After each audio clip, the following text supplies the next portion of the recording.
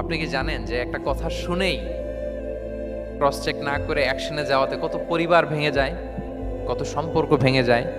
আমাদের মধ্যে এই প্রবণতা আছে। আপনার ছেলের ব্যাপারে একজন একটা কথা বললো, এসে ছেলের মারপিট, জিজ্ঞেস করেন না এটা। আপনার মেয়ের ব্যাপারে একজন এসে একটা বাজে কথা বলছে, এসেই আপনি মেয়ের সাথে খারাপ আচরণ। আপনার ওয়াইফের ব্যাপারে একজন বললো আর কি, যে ভাই আপনি এখানে, ভাবিকে তো দেখলাম ওইখানে আরেকজনের সাথে, আপনি এসেই আপনার স্ত্রীর উপর চড়াও অথবা গায়ে হাত তুললেন। তো হতে পারে যে ওই ওই ভদ্রলোক অন্য কোনো মহিলাকে দেখেছে যে দেখতে আপনার স্ত্রীর মতো, এরকম হতে পারে কি পারে না বলেন?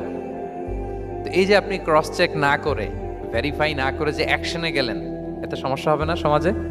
পরিবার ভাঙে, সমাজে সম্পর্ক নষ্ট হয়, কলহ বাঁধে। এই জন্য আল্লাহ তাআলা বলেন যে সোসাইটিটাকে যদি পিসফুল করতে চাও, ইদা জাআকুম ফাসিকুম বিনাবাইন ফাতাবায়ানু, নিউজ আসলেই বিশ্বাস করো না, you have to cross check.